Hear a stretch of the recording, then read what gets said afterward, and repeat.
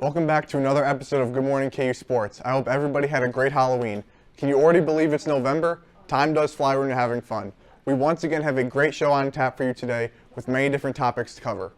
Colton will start us off with a look at all the breaking news you need to know for all KU fans and a look at what is ahead this weekend. Zach will give us a look into a red-hot KU soccer team that continues their quest to bring home a Big 12 tournament title. Jack and Ulicia are going to talk all things KU hoops as both exhibition games are in the rearview mirror and preview what lies ahead this week when the real thing starts. After that, we have a fun man on the street segment from Caden and another quick update from NIL around the college sports world from Ulicia. We'll cap off the show with our weekly look into what we can expect weather-wise from Olivia. Cannot wait to get rolling. Let's kick it out to Colton for a breaking news update for anything you may have missed. Happy first day of November, Jayhawks. There has been a lot going on with KU athletics this past week, so let's go ahead and take a look. Last Friday, the Arkansas Razorbacks defeated Kansas 85-69 in Kansas' first exhibition game of the season. The Jayhawks got revenge and came out strong in Tuesday's 84-53 exhibition win over Washburn right here in Allen Fieldhouse. KU women's basketball hosts their first exhibition game of the season tonight at 6:30 p.m. against Washburn. And just across the street from Fog Allen, the KU volleyball team defeated number 21 Utah in straight sets, followed by a 4-set win over the Texas Tech Lady Red Raiders in Lubbock, Texas. Kicking things over to the pitch, Kansas Soccer defeated Arizona State 2-1 on Wednesday night in the first round of the Women's Big 12 tournament. Kansas plays West Virginia tomorrow night at 6:15 p.m. Heading to the green, the KU women's golf team made history last week at the White Sands Bahamas Fall Invitational. The Lady Jayhawks took home first place, marking their third straight tournament win, which is a KU record. And after another heartbreaking loss, Kansas football thankfully has a bye week this week. They face off against undefeated Iowa State next Saturday in Kansas City. That's a wrap with KU Sports this week. We'll go ahead and send it to Zach for a more in-depth look at the Jayhawks soccer team. Thanks, Colton. Fall sports are in full swing, and while we've been disappointed by KU football and excited by KU volleyball, the KU soccer team has also been making some noise. This week marked the start of the Big 12 tournament in Kansas City at the KC Current Stadium.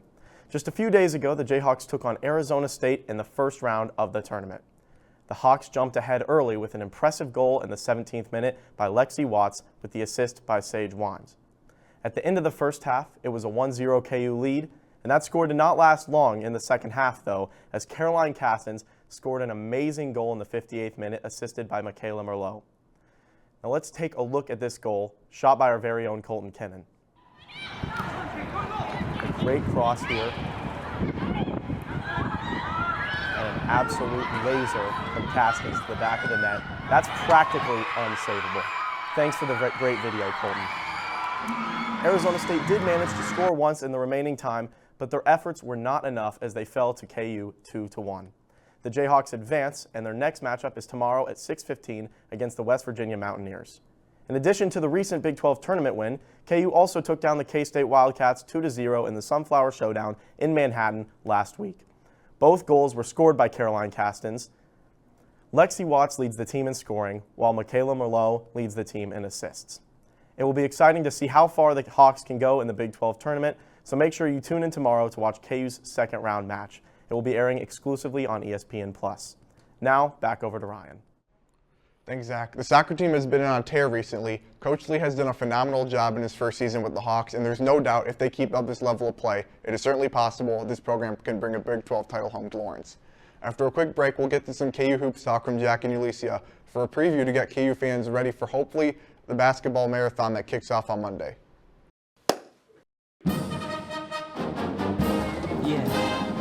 Yeah, I always just clap in this part.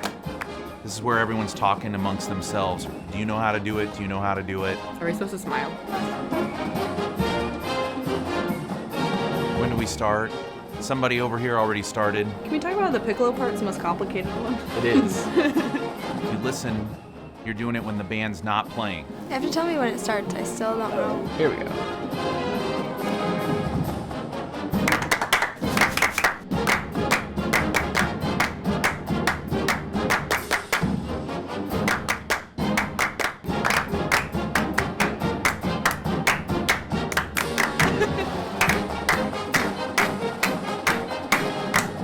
Clapping now.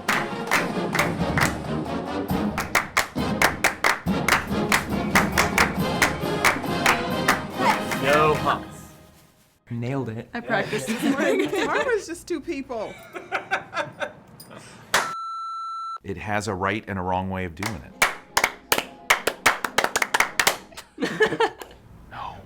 No. Wrong. I like my way better. I don't know how to 1, do 2, the 3, end. 4. It's just I don't know the Sorry. head.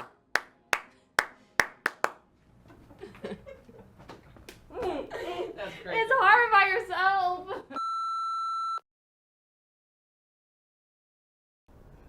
Hello and welcome back from the break. The regular season for both basketball teams is just around the corner, and men's basketball held 2 exhibition games recently. Here I have Jack join with me to discuss a little further. Yeah, I think there's no better way to kick off basketball season than talking about who's returning for the Jayhawks. Yeah, of course. We have DeJuan Harris, Hunter Dickinson, and KJ Adams all coming back. How do you feel about those 3? Yeah, I think Bill Self said it best. During the Big 12 Media Day, he made a comment saying the most important thing Kansas could do all year, all offseason, was bringing back DeJuan, KJ, and Hunter. I think he's right. The 2 combined for nearly 40 points per game, which is over half of the points Kansas put up last year. So I really feel like the priorities were to maintain and retain the 3 best players on the team. Oh, of course, especially Hunter Dickinson. He came here from Michigan. He was second highest scorer of the season last year to under Kevin McCullough. So he did phenomenal his first season. Can't wait to see him coming back. He is injured right now, very minor injuries, so he'll be able to play in the regular season. But I mean, we also have 6 new transfers coming in who have all put up numbers at their previous schools. David Coyne, he had 20.8 points per game at NIU. We also see Zeke Mayo here, AJ Storr, Rylan Griffin, Shaquille Moore, Noah Shelby. So how do you think about those transfers that are coming in? Yeah, I think what was really important was KU fixed their depth issue. Bringing in these 6 definitely help KU just have more options on the bench. Bill Self said that he wanted to have 8 starters on this basketball team, and he did. He brought in the Summit League Player of the Year, Zeke Mayo, Lawrence native, along with David Coit, who averaged almost 21 points per game at his last stop. AJ Storr, who was the leading scorer on his team, which was in the Big Ten, so a really key contributor there. And then Rylan Griffin, who started every single game except one at Alabama, who made the Final Four. So bringing in these guys is definitely going to help the depth issue at KU. Oh, for sure. I mean, we've seen all of them play in these exhibition games that we've had, all except 2, Shaquille Moore and Noah Shelby. Shaquille Moore from Mississippi State, he was 3rd highest in assists and then the 4th highest scorer over there. I think he could bring a lot of great guards that are coming in. He will be in during the regular season, and then we also have Noah Shelby from Rice, who actually redshirted. So what do you think about Noah Shelby coming in and then Shaquille Moore? Yeah, Noah Shelby and Shaquille Moore just provide more depth for us, which is super important. Obviously, we haven't seen Moore play yet because he's just been injured. But it's going to be really exciting when we see him get a suit up for the first time in a KU jersey. Oh, for sure. And then also, so we did have 2 exhibition games recently. Our first one was against Arkansas. We lost that game 85-69. I mean, just kind of your overall thoughts of that game. I mean, we did have 3 players out, Hunter Dickinson, which is obviously a big factor in the team. We also had Rylan Griffin and Shaquille Moore, who were all sitting out. So, like, what is kind of your overall point of view of how that game went without those guys playing? Well, that wasn't an exciting game by any means. We just got dominated from start to finish. But the great thing about it is an exhibition, so it's not the end of the world. AJ Storr, he just struggled. Zeke Mayo struggled. All of our transfers really just struggled. Their guards, as Bill Self said in the post-game presser, he said their guards kicked our guards' butts. And their big guys kicked our big guys' butts. Just from start to finish, Coach Calipari just had the better team on the floor. Yeah, we have freshman guard Boogie Fland and then also a sophomore transfer, DJ Wagner, who are also on Arkansas. Those are great players who are really fundamental in their skill set. DeJuan Harris actually led us with 26 points that game, and even he commented on it. He said that we just didn't have the chemistry that we needed during that game. And that also has a lot to do with so many transfers coming in. I mean, we're going to kind of find that throughout the season. We kind of saw that a little bit in the Washburn game. We were kind of finding our rhythm a little more. Going into that game, how do you think? We won 84-53 on that one. Yeah, that was definitely the kind of outing you wanted to see from KU basketball. We definitely showed what these new transfers can do, shooting the ball, stretching the floor, and even defending. It was really exciting to see Rylan Griffin's first game in a KU jersey. And if I were to be nitpicky, the only thing I would be able to touch on is the fact that AJ Storr just continued to not look his best.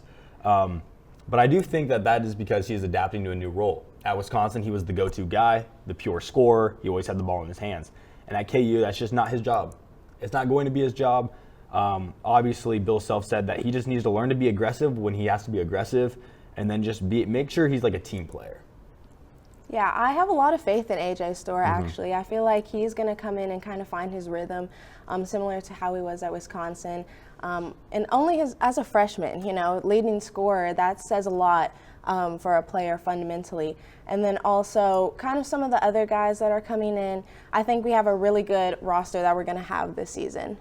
But that's all we have for you guys today for discussing basketball. We're going to go ahead and take a quick video from Caden. So Kansas football is 2-6 on the season. What's your take on like how you feel the season's gone so far? Man, I think it's been really disappointing. I think it comes down to crunch time, and they're not getting it done. Like K-State, I mean, you get 3 chances with 4 minutes in the game, and you can't move the ball 20 yards at all. So I mean, we're trying our best. Not the greatest, but like it could be worse. So after a win against Houston and losing the heartbreaker to K-State, as you said, how do you feel going into the next matchup against 11th ranked Iowa State? I mean, I don't necessarily think that they're better than K-State. I think K-State and BYU are probably the 2 best teams in the Big 12. So I think there's a chance to win, but if it's a close game in the 4th, then we'll probably lose it like we have all year.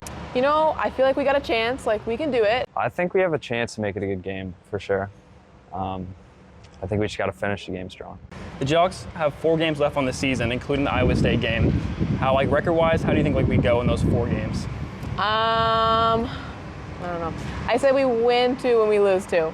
Maybe 2-2. Not too good with records, but I think we'll do all right. And moving on to basketball, considering like all the influx of like talent that we're getting in right now, through like the portal and then the freshman class, how do you feel about this team? And do you have like a favorite player that's coming to Kansas? I like AJ Storr. I think he plays hard, so he plays good defense. I think Zeke Mayo could be huge. Okay. I think on paper we're better than last year, and I think we're ranked #1 for a reason. I feel like with the freshman class coming in, it's like it'll be really good to like get more energy and like more like youth on the team, and I think it'll be exciting. I think we'll do pretty good. KU's historically always had a great basketball team. And is there a matchup like you're looking forward to going to the most, or just kind of watching? I'm really excited for K-State. That's gonna be so fun to watch, and like the rivalry there is just gonna be amazing. I'll admit I don't watch much sports, but I'm looking forward to see us win. I'm excited to see the North Carolina game, 2nd game of the year. I mean, I'm excited for North Carolina. I think that'll be a good one. And then, anything that comes in March, a couple Big 12 games will be good, like Houston. And then finally, how far do you have this Kansas team going, either in the Big 12 tournament or just in March Madness in general? I think we can go all the way. I mean, we're #1, so like theoretically we can do it. But yeah, I think we'll go far, and it'll be fun to watch. I think we can go to the Final Four this year. I mean, hopefully that they win the whole thing.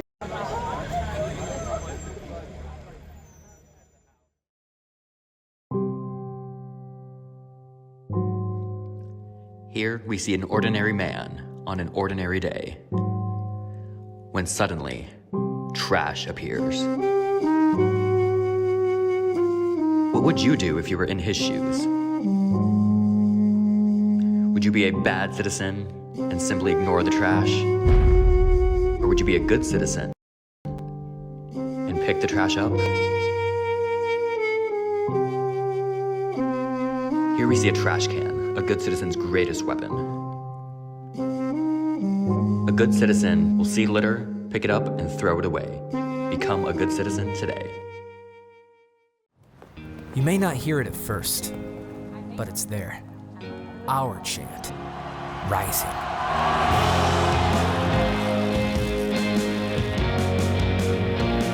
On this summit, callings converge, voices unify into a chorus that sounds out for good. for greatness. Can you hear it? Welcome back.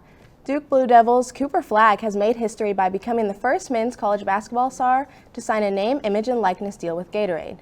Before Flagg's regular season debut against Maine on November 4th, he is already projected to be the top overall pick in the 2025 NBA draft.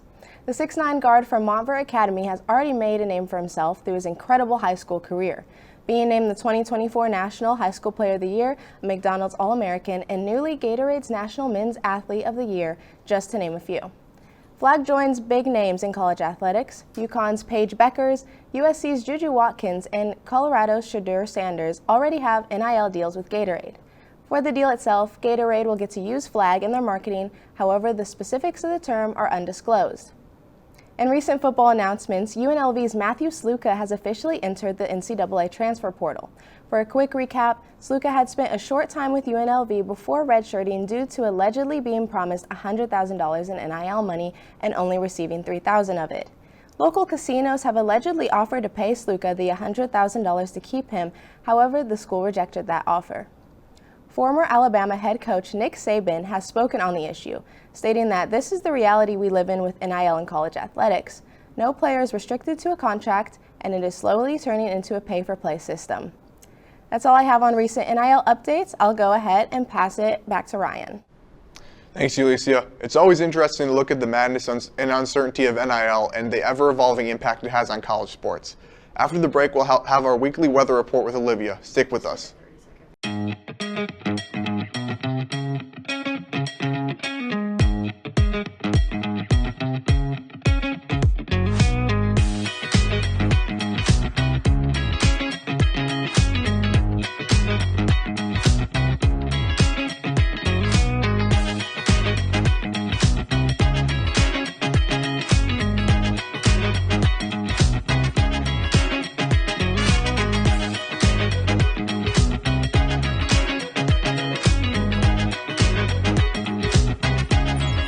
National champions deserve a clean campus. Don't wait for other Jayhawks to pick up your mess. Keep the University of Kansas clean. Good morning, Jayhawks. Welcome back and happy November 1st. Something interesting that's going to be happening this weekend. We are expecting daylight savings time to finally come to an end. So Saturday overnight, we're going to be setting our clocks back an hour, which means that we're going to get one more hour of sleep. So that's going to give you something to look forward to this weekend. But taking a look outside right now, this is at West Topeka. As you can see, relatively clear skies throughout the area. In Lawrence, our temperature outside is currently 52 degrees and sunny, and winds are relatively calm, about 7 miles an hour from the southeast. Now for today, our forecast, we're looking at a high of around 65 degrees, and it's going to remain sunny throughout the day. Winds will be around 5 to 10 miles an hour, but there could be a couple of gusts up to 15. Nothing too much to impact your day today. As for the low tonight, we're expecting a low of around 44.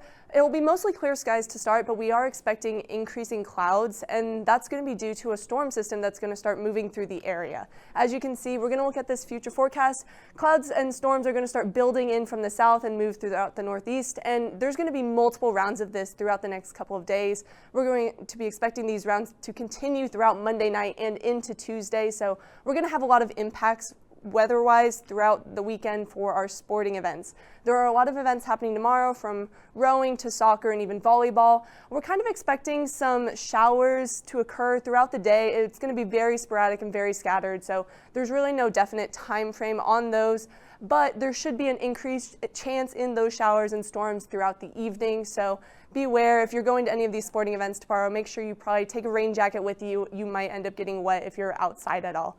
And looking ahead to our basketball game on Monday evening against Howard, we're again expecting another round of those showers to occur. So we're looking at about an 80% chance of showers for your pregame, and then those chance of showers will decrease throughout the evening. But again, just dress appropriately for the weather and be prepared for those showers to occur. Now looking at our other sporting events, there's a chance for some thunderstorms on Sunday that may impact women's tennis down in Fort Worth, Texas. Another event that could be impacted by weather is men's golf. They are currently in Maui for the tournament. They might have a chance of some AM showers, but there shouldn't be anything super severe that could really impact their rounds. And looking ahead at our 7-day forecast, we're really expecting a beautiful fall day today, and we'll see an increase in temperatures that's associated with those rain chances this weekend. But after the storm system passes, we're going to experience a bit of a cold front, especially Tuesday, Wednesday, and Thursday. So we'll be back to those typical fall temperatures that we like to see throughout the end of the week. Ryan? Unfortunately, due to some technical difficulties, we did have to cut today's show a little bit short. But thank you for everyone who tuned in this morning. Enjoy the beginning of the college basketball season, and make sure to check out Playmakers today at noon. Have a great weekend. Rock Chalk.